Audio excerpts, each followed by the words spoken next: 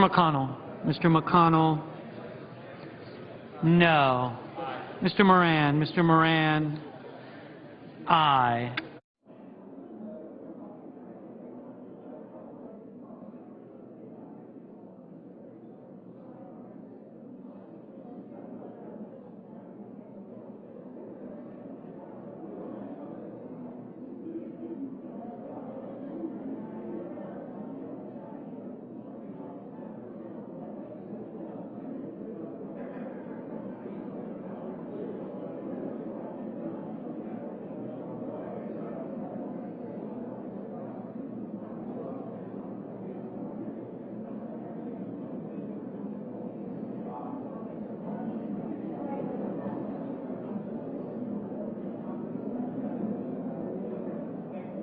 Are there any senators in the chamber who wish to vote or to change a vote? If not, on this vote, the yeas are 74, the nays are 26, and the nomination is confirmed. Mr. President, The majority leader is recognized. we have a consent agreement that we're working on. We hope to have people sign off on that. If they don't, one or many are going to have to object to it. We've spent enough time on this that we need to move forward. We know we have a number of votes already scheduled. The Senate will come to order. Senator McConnell has something pending. I do too. We know we're going to have to vote on that, but that's the least of our worries. We have to work through this appropriation stuff. So people who have concerns, bring that to David Chapa or Gary Myrick, because otherwise I'm going to come here and offer a consent agreement. Either we're going to move this bill forward or move off this bill.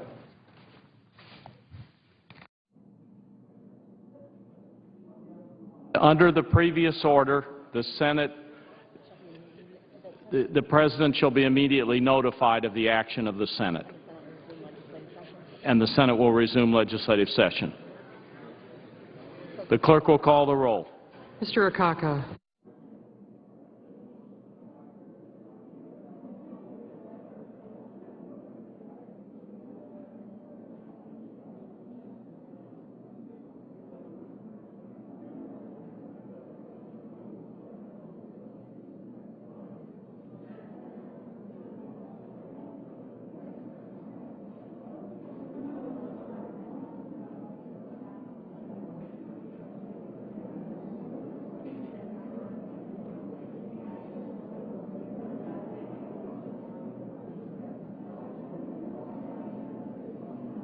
Mr. Alexander.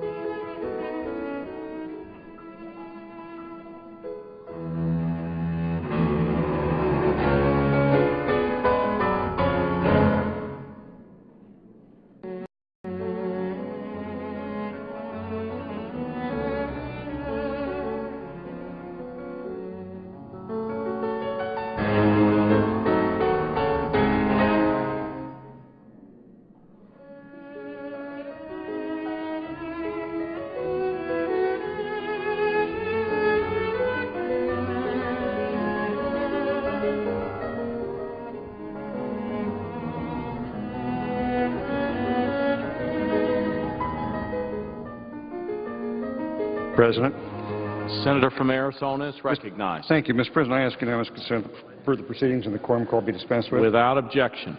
Thank you, Mr. President. For those colleagues who are here, I'd like to explain the reason for an amendment which I have filed, number 912, along with the co-sponsors, my colleague Senator McCain and Senator Cornyn from Texas, an amendment which seeks to add some money for the United States Marshals Service. And I'd like to explain why we think this is a good idea, but first to say that in speaking with Leader Reid, we are trying with our staff and the majority staff to see if we can work out the appropriate pay-fors for this and an appropriate amount of money that would assist the U.S. Marshals Service. And hopefully we can work something out, and I'm just trying to explain the basis for this at this time. Mr. President, as you know, we've done a lot of work on the borders to try to secure the border, and that has required us to add money for the U.S. Border Patrol, several other accounts in the Department of Homeland Security. We've added money for Department of Justice. We need new judges, courtrooms, prosecutors, defenders. It's taken a lot of money to secure the border with all of the different aspects that are involved. The one area that we haven't kept up with is the U.S. Marshals Service. All of us know the U.S. Marshals Service. It's a great organization. These people do tremendous work, but sometimes we forget them. And what we've learned here is that while we have an increased ability to apprehend illegal immigrants and to try them in court and even jail space to hold them, the group that does the holding and the transporting and the keeping of the judges in the courtroom safe during the process, the U.S. Marshals Service has not had funding to keep up with this. And as a result, they are way low in terms of both personnel and also some facilities that need to be upgraded to accept the much larger numbers of illegal immigrants and other prisoners who are in their custody. Just to give you one illustration, when prisoners are brought to a courthouse, obviously there are huge security measures that have to be followed to ensure that jurors, judges, the public at large, witnesses and so on are not at jeopardy because of the existence of the prisoners. And so they are generally brought in vehicles appropriately accompanied to secure facilities in the court building and then at the appropriate time brought to the courtroom and all in the custody of the marshals and with appropriate security for all. However, because of these increased numbers, what we found is, just by way of example, they bring the prisoners from the holding facility, the prison, the jail, whatever it might be. They literally have to disembark in a public parking lot where jurors are parking to come up to be involved in cases, where the public at large, where witnesses, where victims and family, judges and lawyers are coming to park to go to the courthouse and go up the elevators and so on, right with these same people. That is not a secure situation. And what, in most situations, the marshals have the ability to take their prisoners directly to a secure port, a place in the courthouse where they can immediately put them into custody in a secure, locked-down facility. Construction of some court buildings needs to keep up with this demand, and it requires some money, in this case about $16 million. Now, I know this is a small matter in the overall budget that we're talking about, but for the Marshals Service to do its job, this is important for them. And they need additional personnel, and the cost of that far exceeds $10 million, but that's what we thought we would try to ask for in this amendment, to at least bring the Marshal Service up to a level where they can accommodate the new numbers of prisoners. Mr. President, we might need to get order here. Senate will come to order. Thank you, Mr. President. So in our amendment, $20 million is provided for additional deputy marshals and security-related support staff to assist in overall southwest border enforcement. And we've narrowed this down to the 5 judicial districts on the border that have, well, in fact, these districts have just about half, 49.7% to be exact, of all of the prisoners nationwide brought into the custody of the Marshal Service are brought in by way of these 5 southwest border judicial districts. And about half of those in Marshals' custodies along the southwest border are or were held for immigration-related offenses. So this is the need that we're trying to satisfy with this amendment. The Marshal Service employs only about 80% of what they need in terms of marshals and support staff in these court facilities. And a recent Department of Justice hiring freeze has prevented the Marshal Service from reaching even 90% of its personnel needs along the southwest borders. To reach 100% of staffing would require $43 million to hire an additional 162 deputy marshals and 71 support staff. Now, we all know the constraints that we're all operating under here, and so we cut that back to simply try to reach 90% of their requirement for hiring needs, and that, as I said, would require just about $20 million for these hiring purposes.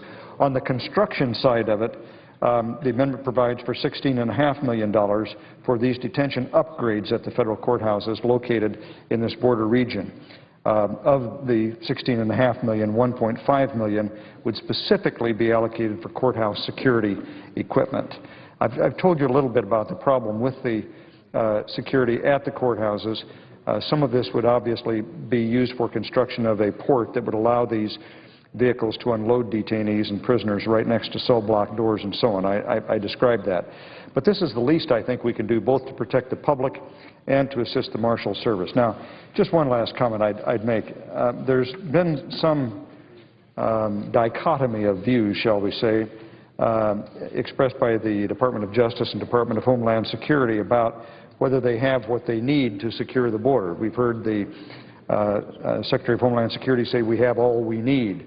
But we also know that the Secretary has said we have to prioritize our detention policy, for example, because we don't have the facilities and the money we need to detain and deport all of the people who are deportable. So we have to focus just on the most serious crimes, the felons primarily, who are now the top target for deportation. Obviously, if you have to prioritize, we would agree with that prioritization. But what that means is that they don't have enough money to do all of the things that they're trying to do. And so, on the one hand, it's kind of distressing that the Department says we have all we need, and on the other hand, we don't have enough, so we have to prioritize what we do. What we're trying to do in this appropriation bill is to just attack the one part of the problem that we can in this bill, and that is to help the U.S. Marshals. And as I said, I don't think there's a one of us here that wouldn't be supportive of that. And I just want to avoid the situation where, God forbid, somebody is at a courthouse or entering the courthouse or whatever, and innocent people are harmed because we didn't have the appropriate security. And that's what we're trying to provide in this amendment. As I said, this is co-sponsored by my colleague, Senator McCain and Senator Cornyn. Obviously, the three of us are very aware of the problem that we have in our judicial districts on the border. So, Mr. President, I again reiterate, I really appreciate the offer of the majority leader to make majority staff available to see if there's some way that with my staff we can work out some appropriate amount of money with the appropriate pay-fors. And I hope that I'll be able to announce that a little bit later on. I won't take any more of my colleagues' time right now. But if anyone has questions about this and would like to talk to us about it, since I'm hoping that we'll have something to support a little bit later on this evening, I'd certainly appreciate them either contacting me or Senator Cornyn or Senator McCain. Thank you, Mr. President. Mr. President? Senator from Montana is recognized. Yeah, I have a parliamentary inquiry. Has pastori time expired? Pastori time has expired. Thank you, Mr. President. Mr. President, I rise today to speak about the priorities facing Montana and this nation. Creating jobs, responsibly cutting our spending, cutting the deficit, rebuilding our economy. I appreciate the proposal that will be put forth, I think, later this evening to attempt to create jobs. And when that proposal gets to the floor, I will vote to have the debate on S-1723, because only then will I be able to offer my amendments to that bill, because as it is written, I cannot support that bill. Having the debate will allow us an opportunity to amend it so that it will guarantee jobs in Montana and across America. Mr. President, the perspective that I bring to the table is a little different than most. I'm someone who lives in, works in, represents a rural state. My responsibility is to make sure that every decision that I make works for not only Montana but the entire country. I expect full accountability for every penny of taxpayer dollars that we spend. I expect that when you invest in something, you get what you pay for. A lot of folks know that I'm a farmer, but many don't know that I'm also a former school teacher. I used to teach elementary music at Big Sandy Elementary in Big Sandy, Montana. I fully understand the importance of making sure all of our nation's teachers have the resources that they need to do their job, to lead our most important resource, our children. As a teacher, I also know that when rural schools are asked to compete with urban schools for federal funding, rural schools often get left behind. The same goes for emergency responders. Their service, sometimes even as volunteers, and it's very important to rural states like Montana, whether it's firefighters, police officers, EMTs, they're on the clock whenever they are needed. In Montana, as everywhere else, firefighters are respected for their courage, for their hard work, for doing whatever is expected of them to save property and save lives. But when Montana's rural fire departments and rural police departments have to compete for federal funding, guess who often gets the short end of the stick? That's right, it's the emergency responders in rural states like Montana. The folks who often don't have the professional grant writers to help them secure the basic equipment that they need to do their jobs safely. And that brings me to my proposal. I want to state again, as 1723 is written, I cannot support it. I'm not convinced it will create the jobs that it must create. $30 billion in this bill is meant to go to states to boost education, to hire teachers. Yes, investing in education is a powerful short-term and long-term way to create jobs. But as written, this bill fails to give taxpayers any guarantee that this money would actually be used to hire teachers and invest in our schools. The fact is this money could be used to supplant funds instead of supplement funds. The state would get loads of money with little guidance that they spend the money on teachers. But we all know what happens. A lot of smart folks who work in state budget office that can find their ways around guidance because money's pretty darn easy to move from one budget account to another. In other words, there's no guarantee that this bill will create the jobs. Mr. President, Montana is one of two states that has a budget surplus right now. We have been living within our means. There are other states like Kansas that are considering broad-based tax cuts, and that's fine. Kansas can do that if it wants, but I'm not convinced that we should be writing checks to states so they can cut taxes. Montanans shouldn't be paying for tax cuts for people in other states. Nor should we be giving precious taxpayer money for states to build up their rainy day fund. I'm all for individual states making smart choices with their own money, but giving them federal money and just hoping they'll use it for education and teachers, well, that's not good enough. For that kind of money, we need a guarantee. So, Mr. President, if the motion to proceed is adopted, I plan to offer two amendments to address my concerns. One will address the $5 billion in this bill meant to provide aid to the nation's first responders. My amendment is a simple one. It requires that 20% of the competitive grant funding go specifically for rural communities. It's only fair because rural communities make up 20% of our nation. The other amendment puts sideboards on the remainder of the money in this bill to guarantee that it was to be used in a way that it's supposed to be used, to create jobs and education, to invest in our kids. My amendment will prohibit states from pulling their own state money out of education programs when they take this federal money. How? By putting the money into Part B of the Individual and Disabilities Education Act, IDEA, otherwise known locally as special education. When I traveled around Montana after the passage of the Recovery Act in 2009, school administrators told me that the money that made it to the ground was very much appreciated, but that special education was their top priority. IDEA funding is still one of the biggest unfunded mandates the federal government has on local school districts. When it was first enacted, the federal government promised to pay 40% of the cost of this important law. Today, we pay less than half of that promise. This amendment will help bridge that gap somewhat. Special education funding is not only a top priority for folks in Montana, it also guarantees that the funding gets to the local level. The Senate will come to order. It also guarantees that the funding will get to the local level. If the money in this bill is supposed to be for teachers, then let's make sure it ends up there. This amendment is a good way to go about doing just that. And I would ask unanimous consent, Mr. President, that these two amendments be inserted into the record. Without objection. And finally, Mr. President, I'd like to talk about one other thing missing from this bill, and that's reauthorization of the Secure Rural Schools program and the payment in lieu of taxes, otherwise known as PILT. These two programs will do more to ensure that thousands of teachers stay on the job than anything else that we can do around here. And here's the kicker. In the middle of this partisan debate, Secure Rural Schools and PILT are bipartisan programs. Under the leaderships of Senators Bingaman, Murkowski, Baucus, Crapo, Wyden, and Risch, we have a bill that could pass right now today. It would keep 4,000 teachers on the job at a cost of $3.5 billion over the next 5 years. That's small potatoes compared to the $35 billion in the bill that's before us today. It is a reasonable bill, but because it is so reasonable, no one wants to see it appear in the middle of such a partisan debate. Once again, too many folks in Washington are looking for ways to point fingers. Well, quite frankly, Mr. President, I don't have as many fingers as most folks around here, so I'd rather use mine to solve some problems. Mr. President, only after this final bill is amended to guarantee job certainty will it be able to earn my vote. In order to amend it, I'm going to vote for the motion to proceed. My vote is a vote for debate that we ought to have. It's an important one so we can truly create the jobs and focus on rebuilding our economy. I look forward to that debate, Mr. President. And with that, I would yield the floor to my friend from West Virginia.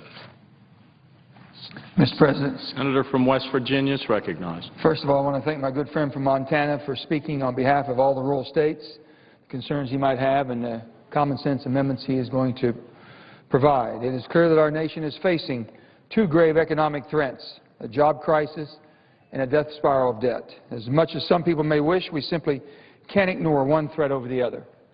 For the sake of our nation's economic future, we must work together, Democrats and Republicans, and try to find a common-sense solution that protects and creates jobs, but does so without adding to our growing deficits and debt. In a more sensible legislative process, we would be able to sit down and work out our compromises that make sense, and it's what legislatures throughout the nation's history have done. Unfortunately, looking at where things stand now, it is clear that the legislative process in Washington has gotten so dysfunctional that it doesn't make much sense at all.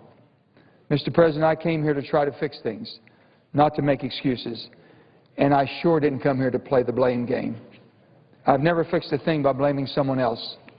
And I've said many times before, it is time for us, all of us, who have been given the great privilege to serve, to focus on what's right for the next generation, not worry about the next election. It is why, as frustrating as this legislative process can be, I will not lose hope that we can make this legislation better. With respect to the current Teachers and First Responders Back to Work Act, there is no doubt about the fact that our teachers and first responders have a critical role in our nation. From the classroom where teachers educate our children to the streets where first responders. If there could be order, please. Senate will come to order. Senators are asked to take their conversations off the floor. Where first responders put their lives on the line to keep our communities and nation safe, these great Americans, just so important to the future of this nation. But, Mr. President, they and the American people deserve better than a temporary, one-year legislative proposal that does nothing to fix the long-term fiscal problems that led so many states to lay off thousands of teachers and first responders in the first place. What will we do next year when states come back again, asking for more federal money? Will we give out more money? Will we go further in debt? Will we borrow more money? What will we do? As it stands, without any changes, this bill will not solve the fiscal problem that will come once the aid ends. But this bill is not hopeless. It can be made better, and I know it will. In my state of West Virginia, we didn't have major layoffs of teachers or first responders during this brutal recession. As difficult as it was, we balanced our budget based on our values and our priorities. We made difficult decisions, but we kept our teachers in the classroom and our firefighters protecting our citizens. Make no mistake, we cut back our spending, but we did so responsibly. We spent where it was needed on our priorities. That's the common sense approach that works in West Virginia because that's how people run their lives. It's how they operate their small businesses and how we should run this country. You make budget choices based on what is important in your state, to your family, to your business, and to your country. In West Virginia, this simple common sense approach paid off. Every year that I was governor, we ended the fiscal year with a surplus. And every year for the past 3 years, West Virginia has seen its credit rating upgraded. But now, because of the impact of this recession and the fact that other states did not make the difficult decisions years ago, if there could be. The Senate will come to order. Senators are asked to take their conversations off the floor. The fact that other states did not make these difficult decisions years ago, the taxpayers of West Virginia are truly trying to be expected to foot this bill for other states, and I believe there's a better way. I believe there's a better way where we can balance the fiscal constraints that states face and the need to protect these vital jobs. I believe there's a better way where we can balance the need to keep teachers and firefighters working while not asking West Virginia taxpayers or any taxpayer in any state to pay for more than is necessary. That is why I am offering a common sense amendment that would transform this $35 billion in funding to keep teachers and first responders working into a loan program instead of a grant. This loan program would allow any state to borrow it at very low or no interest, the money they need to keep teachers and firefighters employed, and pay it back over time when this recession basically eases. I don't know of any state that wouldn't put their teachers and firefighters as one of the highest priorities of their budget first.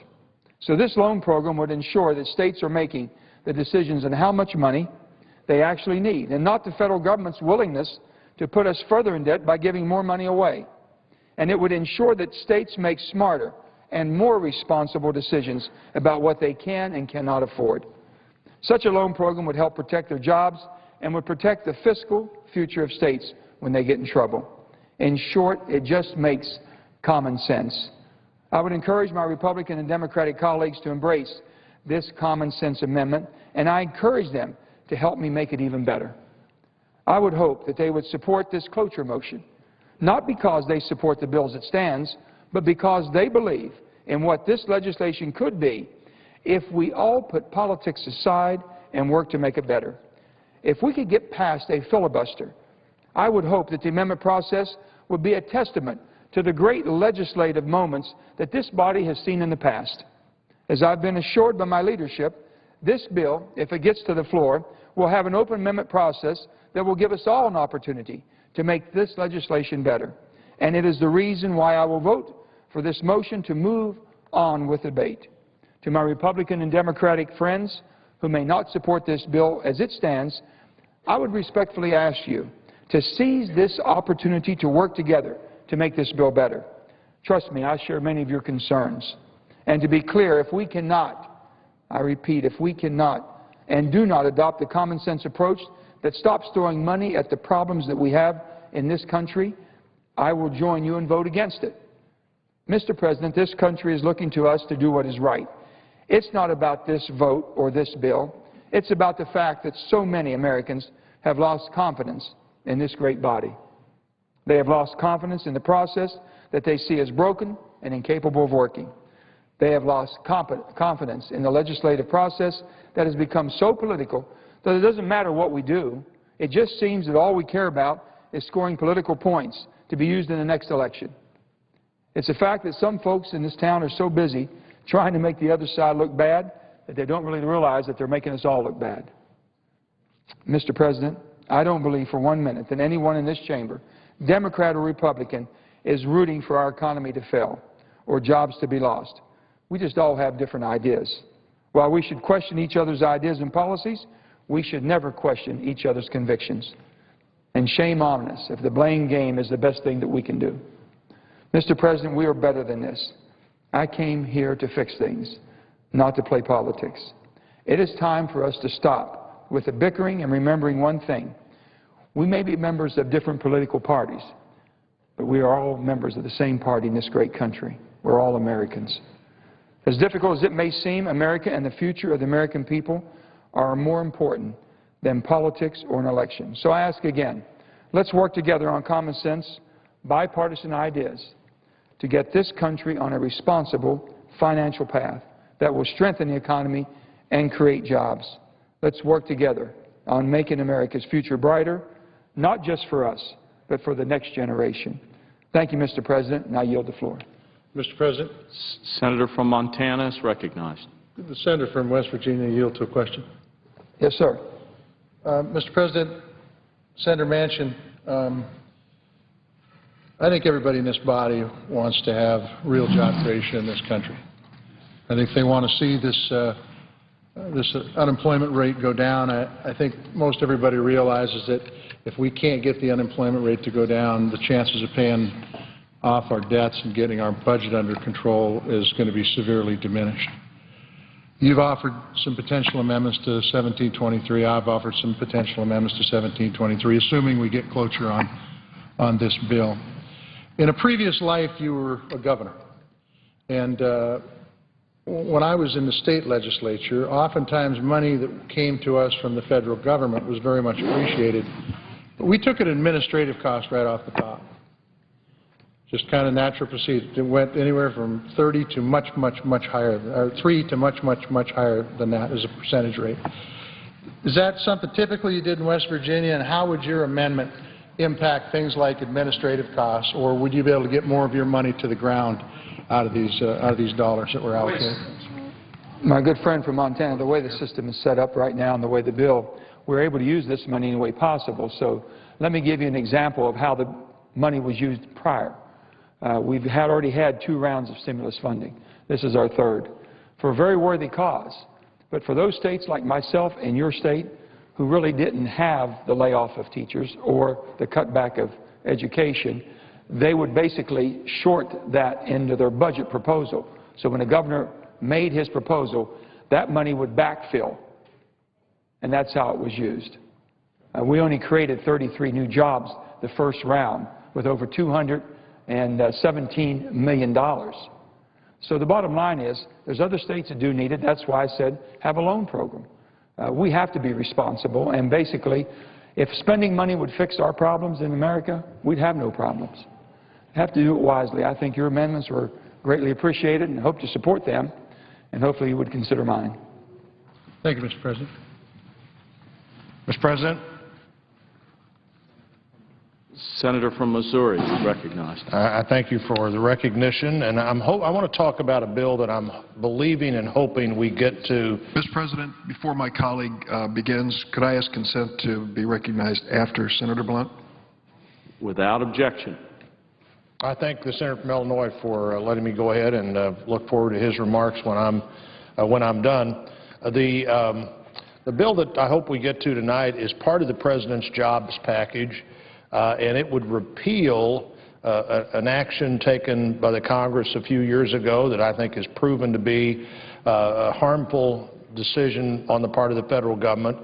This would repeal the 3% withholding tax, which has a really dramatic impact on anybody that does business with the government, and that includes local governments, it includes state governments, it includes anyone that contracts with the government, and the government basically just pays 97% of the bill.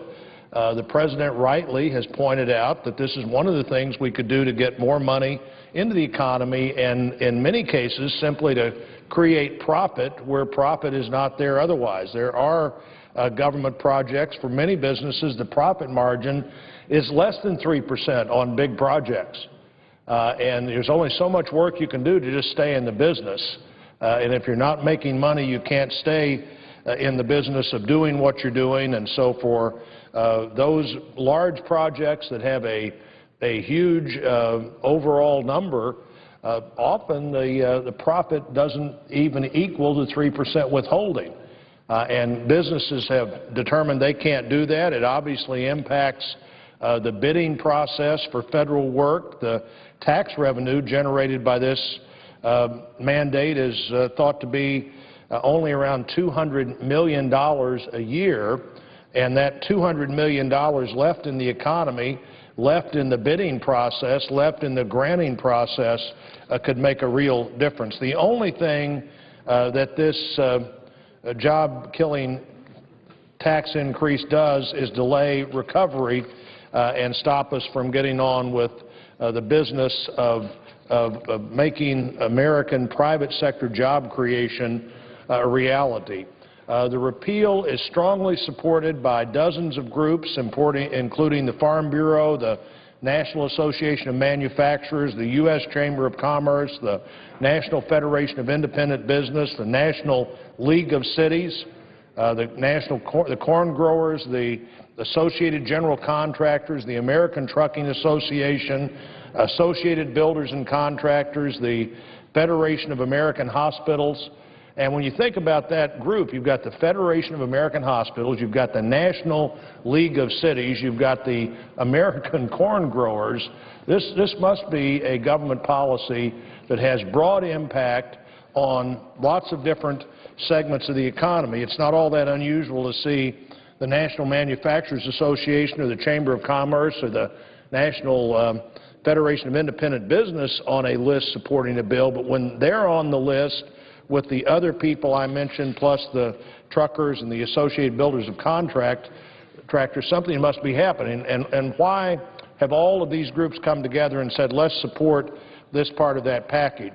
Medicare payments to hospitals and individual physicians are affected, will be affected when this goes into effect in January of 2013.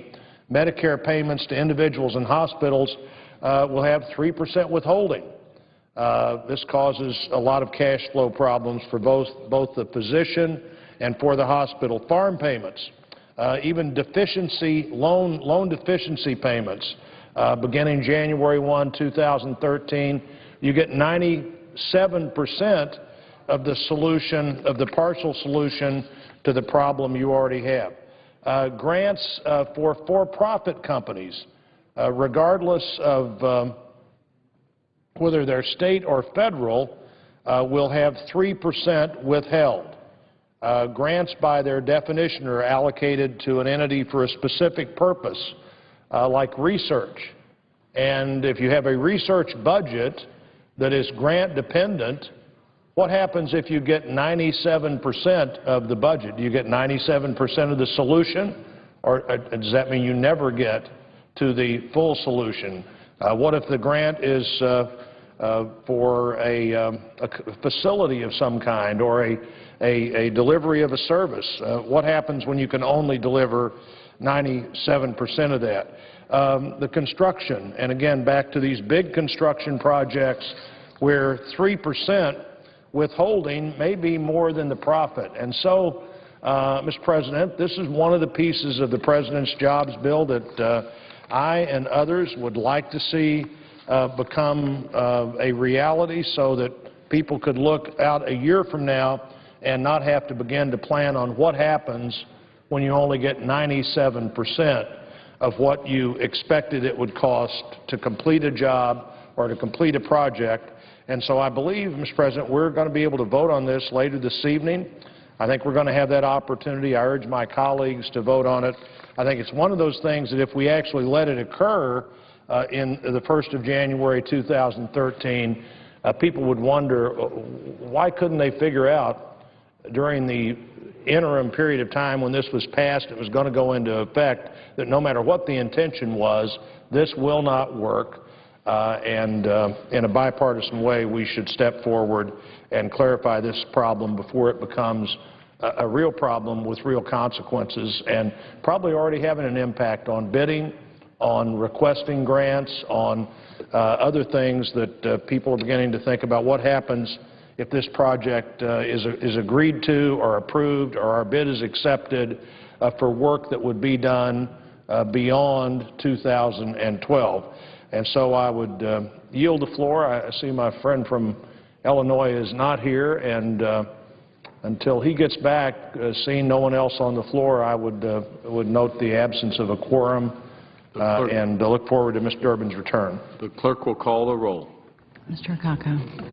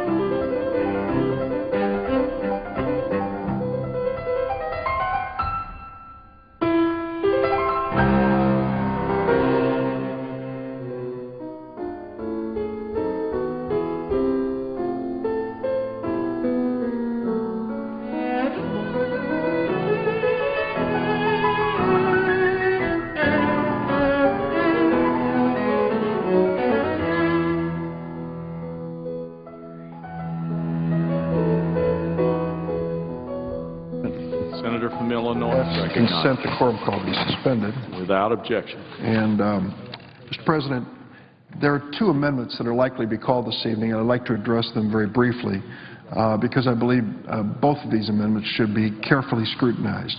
One amendment is by Senator Ayotte of New Hampshire, and what she would do in her amendment is restrict the authority of the President of the United States to refer suspected terrorists to our criminal justice system to be investigated, prosecuted, and tried.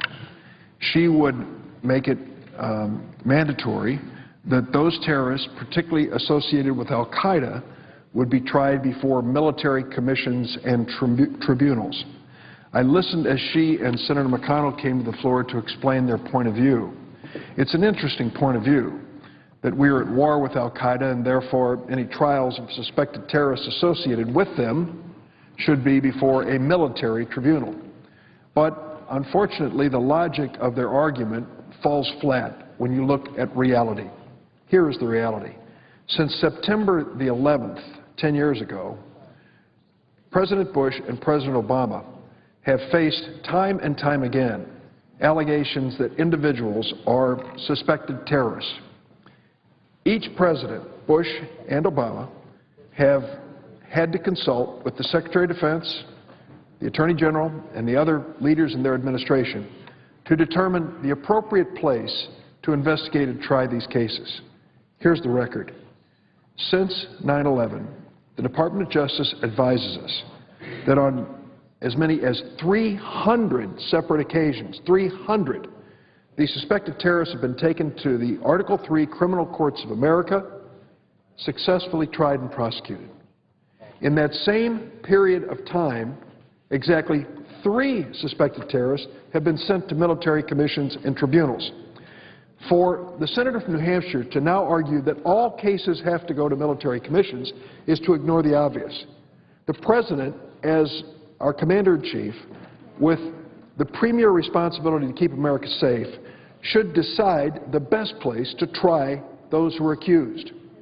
Now, this has been a recurring theme on the Republican side, to take the terrorist cases out of our criminal courts. In fact, almost on a weekly basis, Senator McConnell has come to the floor making this argument. The argument goes something like this. Do you mean to tell me that we're going to take a suspected terrorist in and read them their Miranda rights, that they have the right to remain silent? You know what's going to happen.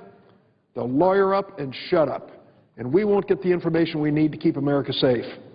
That's why he has argued time and time again we shouldn't allow the FBI to be involved, and we shouldn't refer these cases to Article III criminal courts. And that's why Senator Ayotte is offering her amendment this evening. The fact is, that argument isn't borne out by the facts. Look what happened 2 weeks ago. Remember the underwear bomber? This somewhat crazed individual, maybe crazed, who got on an airplane and was apprehended over Detroit with the argument that his clothing was on fire. And when they apprehended him and took him in, the FBI asked him questions. He answered questions for some period of time, and at that point, stopped talking. They read him his Miranda rights. And the scenario at that point would have ended, according to Senator McConnell. He lawyered up and shut up. But it didn't end. The FBI continued the investigation.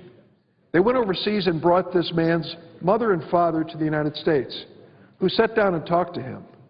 After they talked to him, he said he would cooperate fully with the FBI. He talked for day after day after day, telling them all the information about al-Qaeda.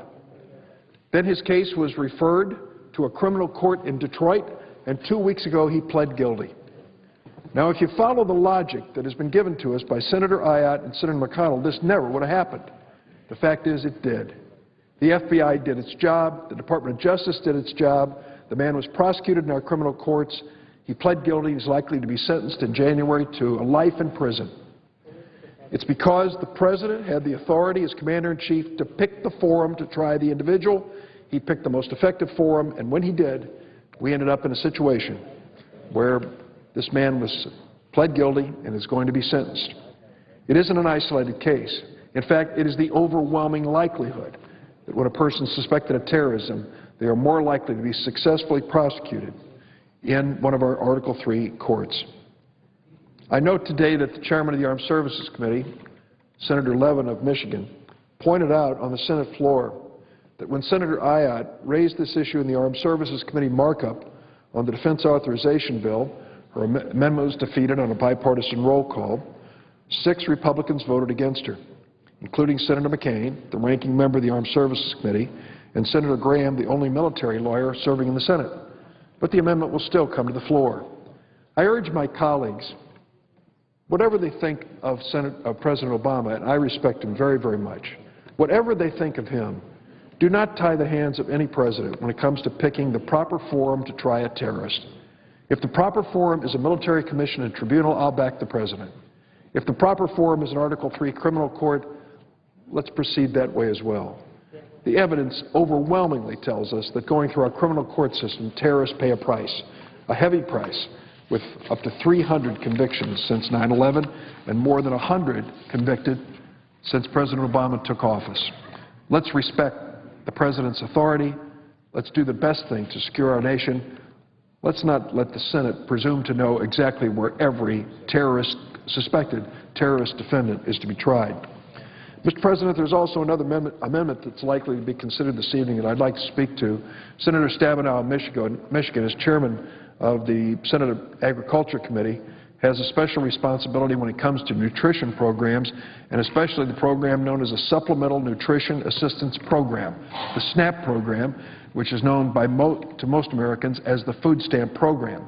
Senator Sessions has introduced an amendment that would eliminate the use of what's known as categorical eligibility for people to qualify for the SNAP program. 40 states use it.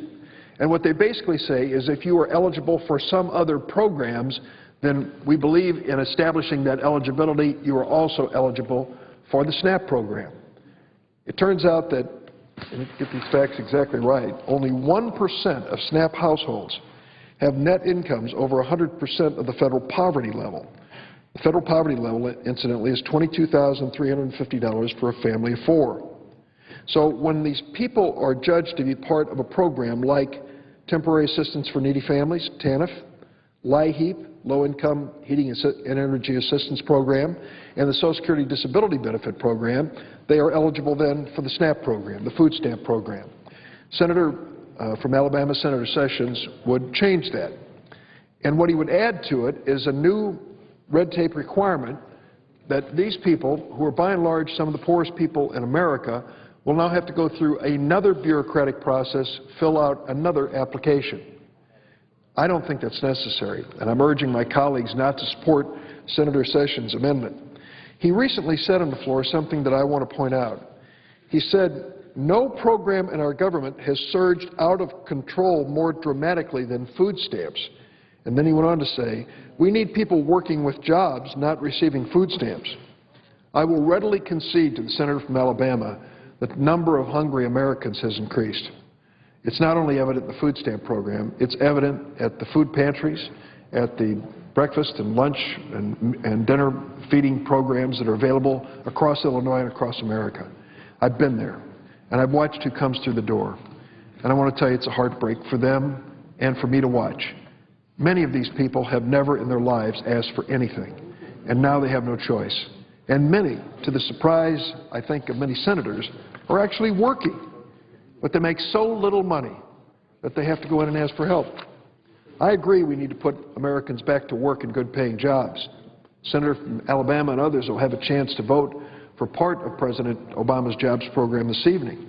The fact is 14 million Americans are currently unemployed, another 10 million underemployed, and these programs, these feeding programs, are essential for them to keep their families together. Now, the senator from Alabama points out one example to give reason why we need to change the law across America. He talks about a case where someone actually won the lottery and then went on to get food stamps. That case got a lot of media attention, but the fact is it was highly unusual. If the senator from Alabama wants to ensure that people who win the lottery and a windfall of income are not eligible for SNAP, I'll be glad to work with him. Let's get that job done. But this amendment is not that legislation. That single, highly unusual situation doesn't merit kicking people who are out of work in a low-income or in a low-income job out of a program that feeds their families. To impose that new obligation, new paperwork, new red tape obligation on families that are struggling because one person abused the system, I just think goes too far. SNAP, in fact, has one of the lowest error rates of all federal programs. The U.S. Department of Agriculture data shows us that over 98% of those receiving SNAP benefits are eligible and over 95% of payments are accurate. The system has good quality controls, and I will work with the senator from Alabama and any other senator to make them even better. The problem isn't food stamps in America. The problem is hunger in America. Let's address the hunger problem and put people back to work. We'll have less demand for food stamps and food pantries. I think that what we face in this country is serious. I know it is in my state, in Senator Sessions' home state of Alabama. 17.3% of residents live in poverty, and the same percent live in households that have food insecurity. Sadly, children are disproportionately impacted with hunger. In Senator Sessions' home state, it's over 1 out of 4 kids who are in a situation with food deficiencies. 873,174 people in Alabama rely on food stamps, the SNAP program. Are we going to make their life more difficult because one person who won the lottery abused the system? I think that goes too far. I hope that we can work together to make this a better program. For those who are angry about food stamps or angry about food pantries, direct your anger toward hunger, toward unemployment. Those are the things that are driving the numbers up in this system. We can work together to make it a better system, but the approach being suggested by the senator from Alabama will just add red tape, paperwork, and unnecessary hardship to a lot of people who are already struggling. Mr. President, I yield the floor. Mr. President. Senator from Alabama.